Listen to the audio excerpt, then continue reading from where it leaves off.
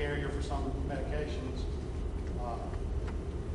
Another primary ingredient is sulfonic acid. Sulfonic acid salt. It's pharmaceutical. It's used by a number of folks. My mother and my father-in-law both use it. 300 milligrams. Take 300 milligrams over the day. Petroleum distillates, basically mineral spirits. These are potentially the most environmentally harmful part of the dispersants. They're highly volatile. They'll flash off fairly quickly exposed to the air or even in the water. And based on published data, core exit is less toxic than a lot of the common household cleaners that we use around our house all the time, including Clorox and ammonia. In a very real sense, the dose makes the poison. I can go home tonight and drink a bourbon and Coke, and I can feel pretty good. I can go home tonight, and if I down that whole bottle of bourbon, they'll probably have to carry me to the hospital, and I may not be coming home. And the same toxicological premise holds true for a lot of things. Almost anything can be toxic kind of concentration. But this is just an example. Core exit is just an example that I came up with to try to put in perspective the toxicity of core exit along with the relative concentration. The core exit is 9,500 A. It's toxic to brine shrimp at about 20 parts per million.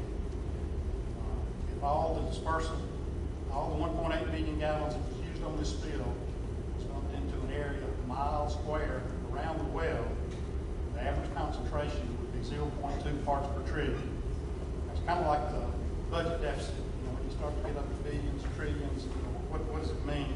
I want to try to put it in perspective a little bit. But I view this as a gross overestimate of the real risk because it was not dispensed at one time. It was dispensed over a period of a couple of months and over hundreds of square miles.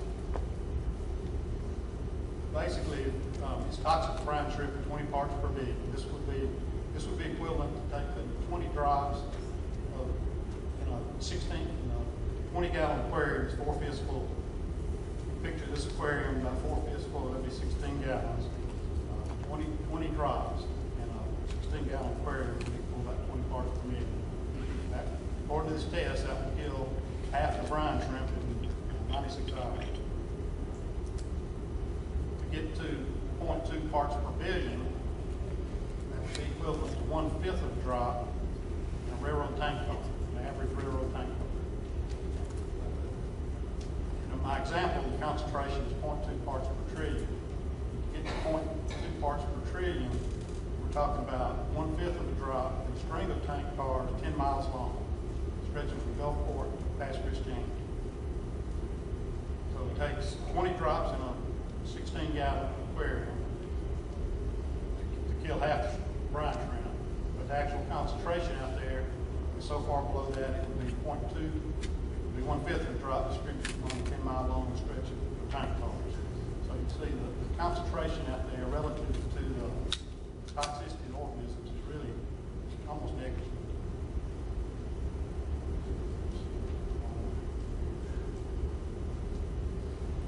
EPA has recently published some new information. They've updated some data that they put out on dispersant.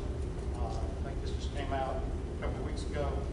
But they ran tests, toxicity tests, using live organisms and posing it to 8 different dispersants that are available to be used on the EPA schedule. But the National Contingency Plan, the NCP schedule. There's 8 dispersants on there. They tested all eight dispersants.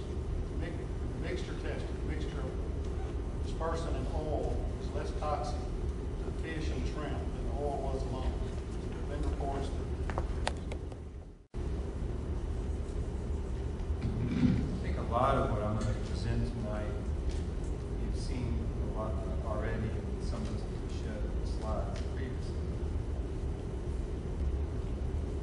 And a lot of that has to do with the fact that DMR and DEQ, we work very closely together through this process.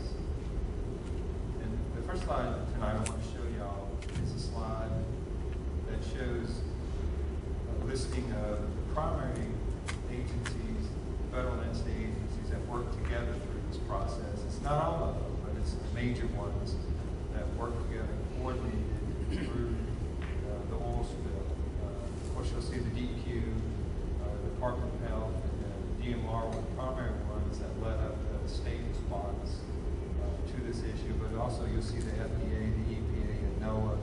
Coast Guard certainly played key roles in this process.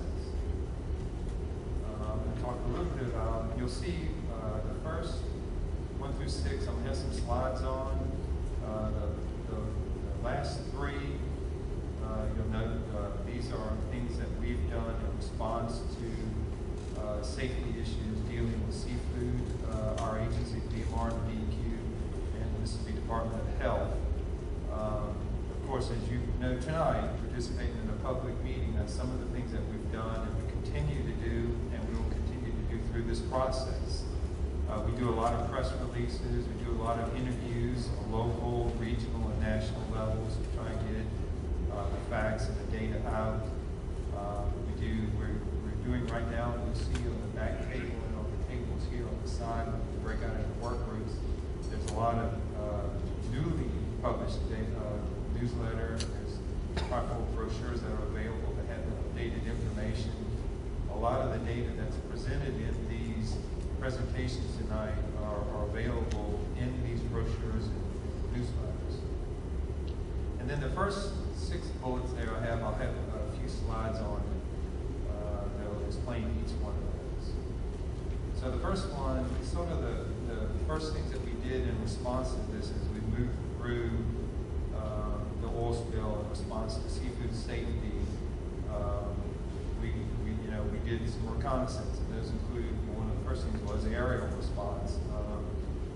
We did the DQ, the DMR, we joint flew flights over the Mississippi Sound and out into federal waters and even into Louisiana waters. You'll see as the response started around April 20th when the wellhead blew, and then it peaked up through May, June, July, and then we tapered off as we moved out of the event. The total of about 64. We've had a few more flights. We're doing about 1 a week now. We'll continue those flights on sort of indefinitely right now. We are aware that there's still some oil out there, and we're going to continue these flights in response to that to assure the public that we are still out there guarding and being aware of potential hazards to seafood. You saw this slide previously. I think Nick spoke a little bit about it. This was some of the really early on process. We started this around mid-May and we ended it early August. And the reason it was ended is because we took up a more intensive program that Nick spoke a little bit about, the sediment, water, fluorometer studies that was continuing ongoing. We're still doing a lot of water sampling, so I won't talk a lot about that, but we did have these sentinel water samplings that were both topping and water to check and see if there's any oil that could or did get into the Mississippi Sound. This talks a little bit, this is, of course, as we moved into the big event as it happened, and we started closing air to the Mississippi Sound and even the outer all Mississippi water down. It started over to the east on the Alabama-Mississippi territorial boundary and progressively moved over into the west to all the Mississippi territorial waters were closed down. But these were done according to established protocols that all the Gulf states agreed to this event as we moved into it. Some of the perception that was out there that we closed down because the seafood was somehow tainted as oil. We never really had the oil issue that Louisiana had. Certainly Louisiana had a lot more oil and a lot more issues than Mississippi did. In some ways we were more fortunate in Louisiana, but we did have oil that moved into the Mississippi Sound, and it did ultimately require us to shut down the entire Mississippi Sound. But there was never a time when seafood was not safe in Mississippi. We were required to shut down these areas as a precautionary method according to the NOAA protocols. We sampled prior to the shutdown, all during the shutdown, and we're continuing